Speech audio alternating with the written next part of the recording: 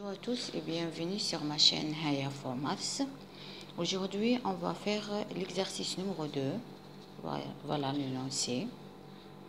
Donc, on considère l'application f de la variable x définie par y égale f de x égale x sur 1 plus valeur absolue de x. Donc, la première question, déterminer son domaine de définition, c'est-à-dire domaine ensemble de définition au domaine de définition au domaine de départ, d'accord, et sans valeur, ensemble de valeurs au domaine de valeurs au domaine d'arrivée, d'accord. Il y a deux questions là, donc je vais commencer par la première. Donc voilà, exercice 2. Donc, la première question, c'est quoi? Donc, on va déterminer tout d'abord c'est quoi l'expression de f. C'est x sur 1 plus valeur absolue de x. Remarquez que cette fonction est en valeur absolue. On va voir donc. Domaine de définition de f, c'était quoi? On cherche tous les x dans quoi? Dans R, tel que doit être vérifié que cette quantité doit être différente du 0. D'accord? Donc, 1 plus valeur absolue de x doit être différent de 0. Donc, c'est quoi les réels qui vérifient cette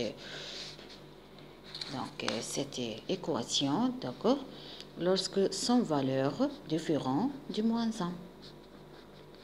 Bien sûr, on a toujours cette équation est vraie parce que toujours la valeur absolue de n'importe quel réel toujours strictement supérieur ou égal à 0. D'accord? Donc, strictement supérieur à moins 1 ou différent du moins 1. Donc, cette équation, bien sûr, toujours vraie. Donc, domaine d'arrivée et domaine de départ, c'est tout R. Maintenant, pour voilà, f, elle part de R.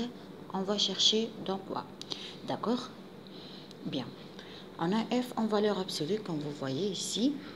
Donc, pour déterminer ce domaine, je dois donc faire un petit étude de f, d'accord, jusqu'à arriver, donc je vais faire l'étude d'une fonction, comme d'habitude, jusqu'à arriver à bien déterminer le domaine d'arrivée de f, d'accord. Bien, f ici est en valeur absolue. Toujours, si vous avez une fonction en valeur absolue, ici, toujours d'écrire sans valeur absolue, d'accord. Pour écrire f sans valeur absolue, je dois discuter donc suivant cette valeur absolue. Si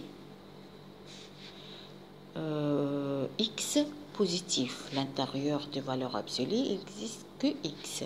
Si x positif, donc je dois discuter suivant le signe de x ici, le signe de tout ce qui est entre valeur absolue. Par exemple, certains moments, vous avez valeur absolue de x moins 1. Tu dois donc discuter suivant valeur absolue de x moins 1 doit être positif, contexte x est positif, x moins 1 strictement positif et contexte strictement négatif. D'accord? Vous voyez ici, donc je prends valeur absolue seulement du x, donc seulement on a x ici, donc je l'ai donc déterminé cette expression suivant le signe du x. Si le signe du x positif, alors valeur absolue ça nous donne quoi? Bien sûr ça nous donne x, s'il reste parce que x est positif. Donc f s'écrit comment? Sur cet intervalle, sur 0 plus l'infini, s'écrit donc x sur 1 plus x. Je vais remplacer la valeur absolue par x. D'accord? Voilà, donc f de x s'écrit comme ça sur 0, même fermé, pourquoi pas, vers 0 plus l'infini. D'accord? Maintenant, je vais chercher l'expression de f lorsque x est strictement négatif, c'est-à-dire lorsque l'intérieur de valeur absolue strictement négatif. Qu'est-ce que se passe alors? Alors, on a la valeur absolue de x par rapport à x égale à quoi? Cette quantité est négative. Pour être positif, je dois ajouter le signe moins. Comme ça, négatif, et j'ajoute le signe moins, ça devient positif. Alors, f s'écrit comment dans cet intervalle? Alors f s'écrit x et j'ai remplacé, donc je remplace x ici, valeur absolue de x par moins x. Voilà.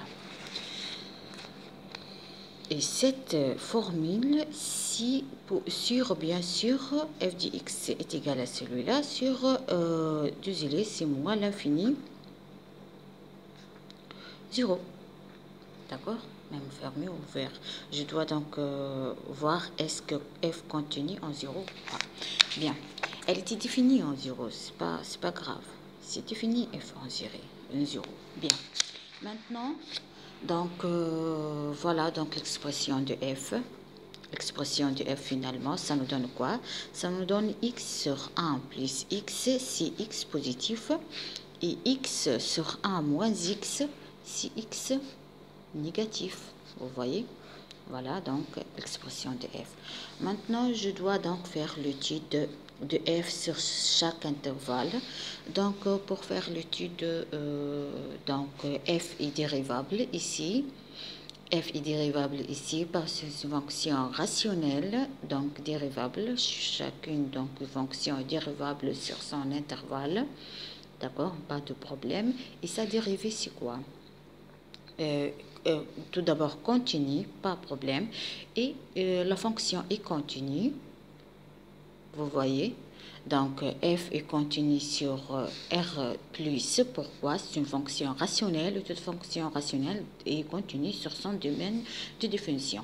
Même ici, f est continue. Bien sûr, ce que j'ai dit maintenant, vous devrez l'écrire, d'accord? F est continue ici aussi sur donc f est continue sur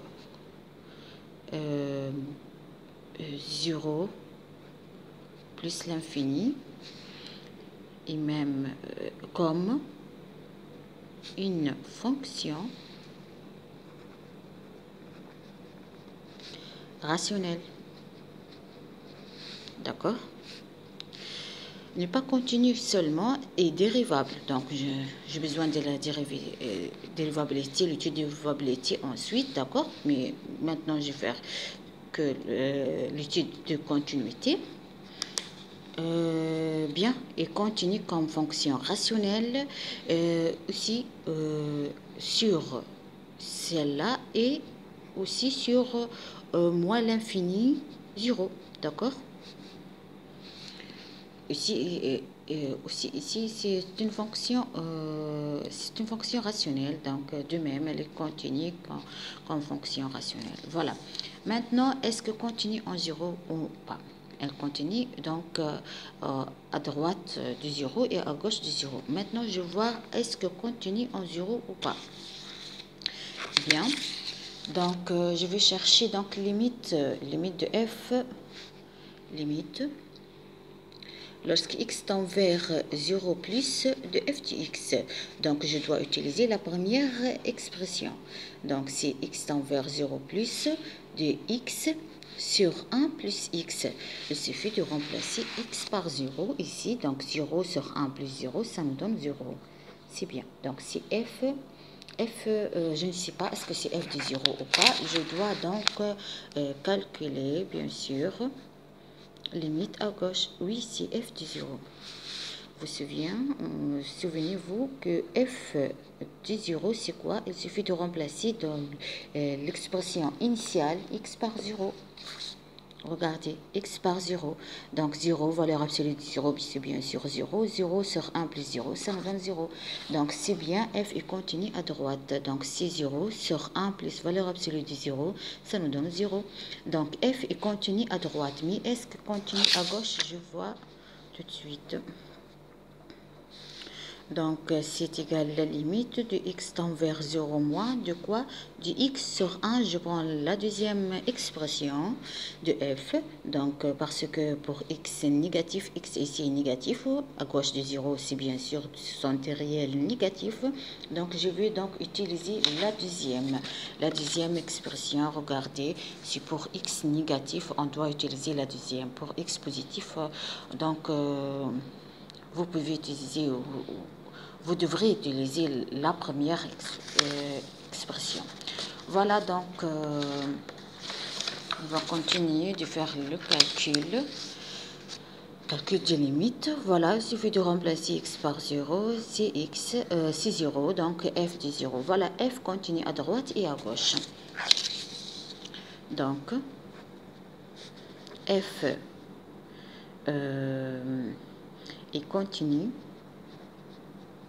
en 0. F donc continue en 0 et sur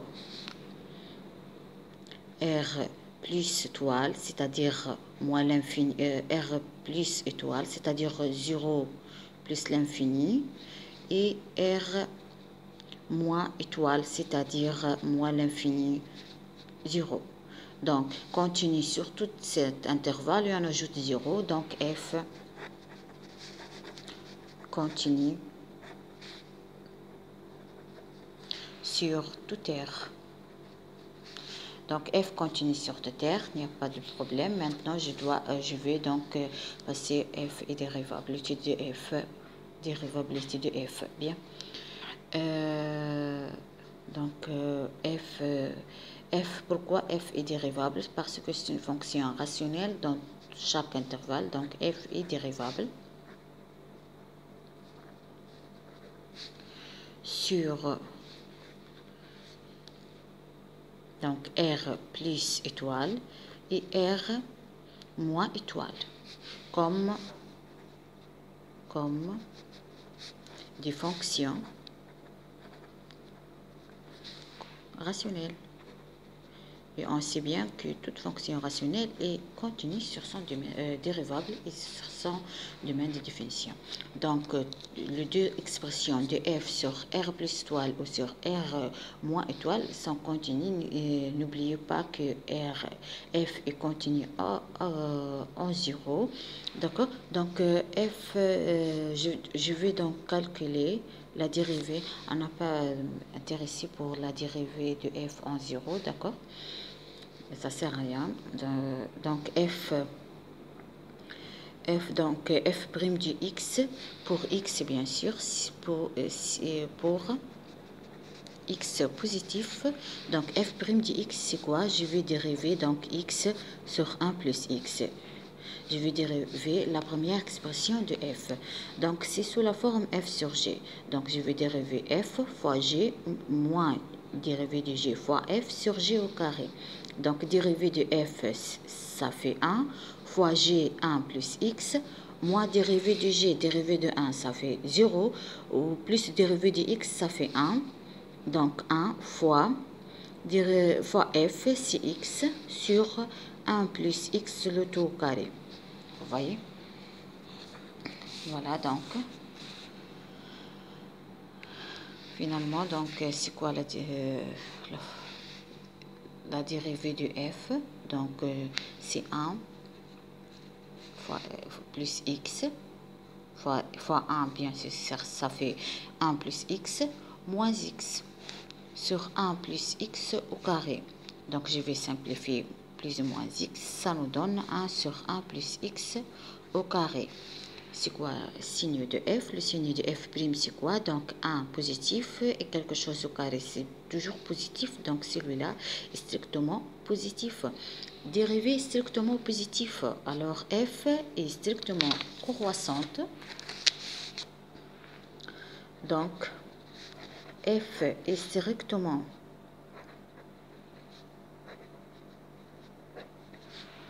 croissante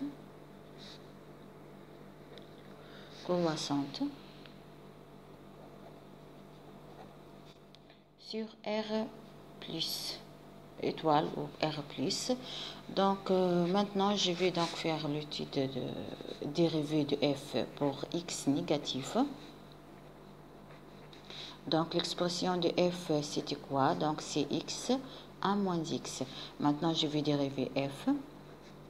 Donc c'est la dérivée comme d'habitude f sur g. Donc c'est dérivée de f c'est 1 fois g c'est 1 moins x. Maintenant dérivée de g c'est moins 1 fois x sur 1 moins x au carré.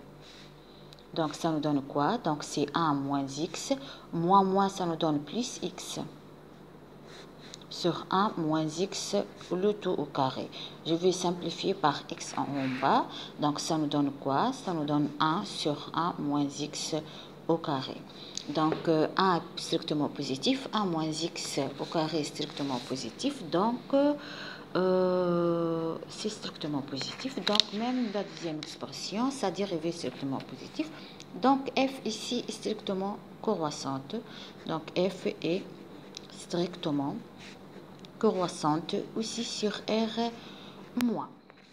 Donc, voilà le tableau de variation. Donc, c'est moins l'infini. Plus l'infini. Voilà, en 0, il y a donc... vous voyez, donc f, il y a l'expression de f. Voilà, donc c'est f' et f. Pour le en 0 ici, f n'est pas donc f' n'est pas sans nul en 0, donc faites attention, c'est strictement positif. C'est pas donc c'est faux de faire sans nul en 0 comme ça, d'accord, c'est faux. Donc mais je vais donc écrire 0 ici parce que la première, donc le premier intervalle correspondant à f', celui-là est toujours positif.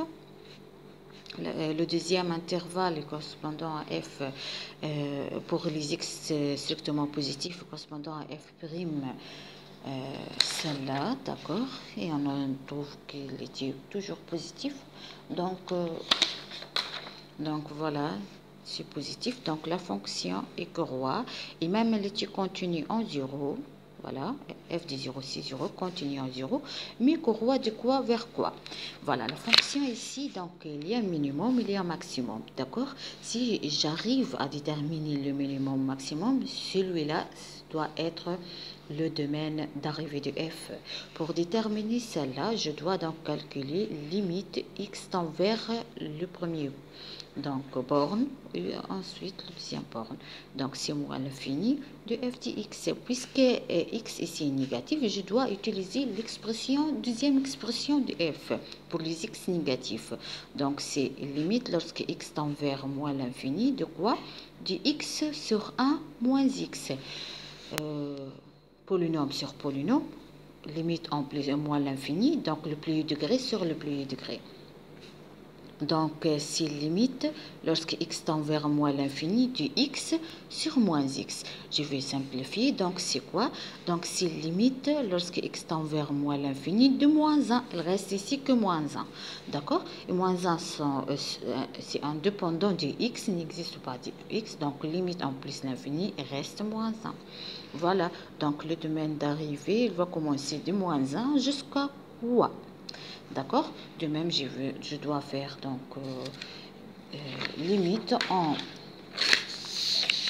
Donc, limite aussi en plus l'infini. Mais cette fois, je dois donc utiliser la première équation, la première expression de f parce que f ici est strictement positif. X ici est strictement positif. Donc, c'est plus l'infini de x sur 1 plus x. Voilà la première expression de f pour x positif. Donc, toujours, donc on a le plus degré sur le plus degré. Donc, c'est limite lorsque x tend vers plus l'infini. De quoi? Du x sur x. Je vais simplifier par x en haut en bas. Reste 1. Donc, je vais donc faire limite du x tend vers plus l'infini seulement de 1. Et 1, c'est indépendant de x. Bien sûr, reste 1. D'accord? Maintenant, donc, on a bien que f, elle est croît de moins 1 jusqu'à 1. Donc, f a valeur, donc, f, elle sort de R et R arrive bien sûr au vers de moins 1. Voilà, donc, le domaine d'arrivée de f. Voilà, donc, je termine avec la première question. Bien, on va maintenant donc passer à la deuxième question. Il nous demande de quoi? Montrer que f est une application objective de l'ensemble R à valeur dans, bien sûr, de domaine d'arrivée bien déterminé. Donc, comment je vais donc montrer qu'une fonction est bijectif, d'accord? F est strictement croissante, continue, ça nous donne que la fonction est, bien sûr, bijectif. Donc, F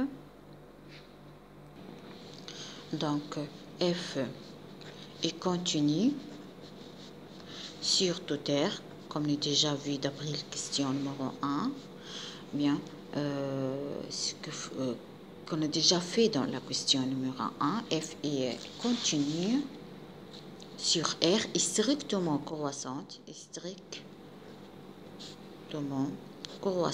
sur toute R à valeur dans moins 1, donc F est bijectif. Donc F de Zélé est bijectif. D'accord? Bijectif de R dans moins 1. Voilà, donc c'est la première méthode. La deuxième, voilà la première méthode. La deuxième méthode, comment je vais donc montrer que F est bijectif? Il suffit de montrer que F est bijectif. Car tout d'abord F est injectif. Ensuite, on va étudier pourquoi elle est surjective. Tout d'abord, pourquoi elle est injective. D'accord? Voilà, donc fonction bijective, on doit donc prendre deux valeurs de R, donc soit x1 et x2 appartient à R. Donc R plus ou R moins, d'accord? J'utilise une seule expression de F, d'accord? F admet deux expressions sur toute R, mais je dois utiliser une seule pour montrer l'injectivité. C'est vrai pour R moins et c'est vrai pour R plus, d'accord? Je dois choisir deux antécédents dans le même intervalle pour donc admettre deux si en même image, c'est-à-dire la même expression de F, est-ce que ces deux antécédents coïncident ou pas? Si on a la même image de ces deux donc antécédents, est-ce que ça nous donne donc la question, celle-là, est-ce que x1 est égal à x2?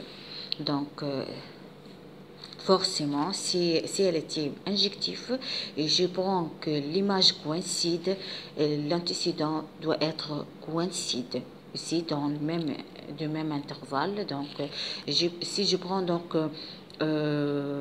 l'antécédent, le même image ici, c'est-à-dire x, je prends une expression de f, je n'ai pas le droit d'utiliser les deux expressions de f, il faut utiliser une seulement pour être le coïncidence, etc.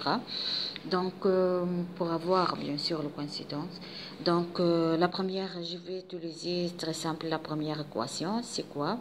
La première expression de f, si x1, si j'ai x1 plus 1 sur 1 plus x1 est égal à x2 sur 1 plus x2. Est-ce que finalement ça nous donne celui-là? Si ça nous donne celui-là, alors f est injectif. Donc, si seulement si, je vais multiplier celui-là par celle-là et celle-là par celle-là. Lorsque je multiplie x1 par 1 plus x2, ça fait quoi? Donc, ça fait x1 fois 1 plus x2 égale x2 fois, bien sûr, fois le dénominateur. Donc, c'est 1 plus x1. Donc, désolé. Donc, on place très petit. Voilà. Regardez. J'arrive à ce niveau. Vous voyez, donc j'arrive à ce niveau. Finalement, donc c'est seulement c'est quoi? Donc c'est x1, je vais multiplier par x par 1 plus x1 fois x2 égale x2 fois x1 fois 1, x2, ça nous donne, plus x2 fois x1, ça fait donc x2 fois x1. Voilà, donc je vais le mettre tous du même côté, ou je le prends celui-là seulement de celle-là, donc c'est x1 plus x1, x2, moins x2 fois x1 égale à x2. N'oubliez pas que la multiplication entre le réel et commutatif, donc j'ai bien x1 plus ici x1, x2, moins ici donc x1, je peux utiliser la commutativité de multiplication. Donc c'est x1 fois x2, donc je vais simplifier par ce deux-là, ça nous donne x2. Donc c'est forcément, on a x1 égale à x2, vous voyez. Donc si f de x1 égale à f de x1, on a bien x1 égale à x2, donc la fonction est injective. Même si vous utilisez la deuxième expression, c'est d'accord, ça nous donne le même résultat. Donc f ici est injectif. Maintenant, je vais montrer f surjectif ou pas. Et f est surjectif. Donc, bijectif parce que f est injectif et f, vous voyez ici comment on a bien déterminé pourquoi f est injectif. Maintenant, f est surjectif. Pourquoi ici f est surjectif? Voilà, car, en effet, pour la surjectivité, donc, soit pour la surjectivité, je dois prendre un élément de l'ensemble d'arrivée de moins 1 à 1. Je cherche est-ce que cet élément peut s'écrire en fonction de x ou pas. D'accord? Donc, existe-t-il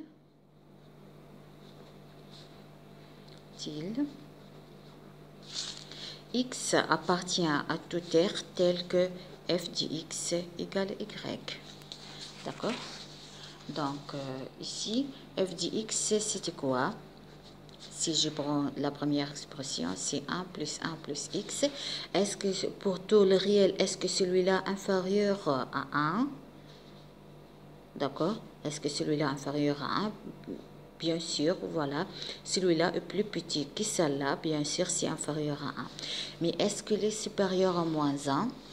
Donc, ici, R est pour x appartient R+, parce que j'ai utilisé la première expression de f. Donc, ceci donc, est vrai que pour x positif, d'accord? Sinon, pour x négatif, je dois utiliser le signe moins ici, la deuxième expression de f. Mais pour x positif, donc, je vais donc utiliser, si on veut, de vérifier avec celle-là. Donc, je vais utiliser l'expression, la première expression de f. Donc, je dis bien que celui-là est plus petit que celle-là par 1. D'accord? Donc, bien sûr, le quotient, c'est inférieur à 1. Et aussi positif, le quotient. Pourquoi? Parce que x est positif ici, et celui-là positif. D'accord? Supérieur ou égal à 0, même si je prends 0, d'accord? Donc, c'est supérieur ou égal à 0, donc celui-là supérieur strictement à 0, pour tout x appartient à R+, c'est bien, donc f de x est compris. Il y a toujours y dans moins 1, 1 tel qu'il est égal à celui-là, d'accord? Donc, il existe, y appartient à moins 1, 1, tel que f de x qui est compris entre 0 et 1, d'accord, égal à y. D'accord? Voilà, on a bien l'équation. Voilà, f est surjectif et injectif, donc f est bien fonction, donc bijectif. Voilà, je s'arrête ici pour le deuxième exercice. Donc, bonne chance à tous et au revoir.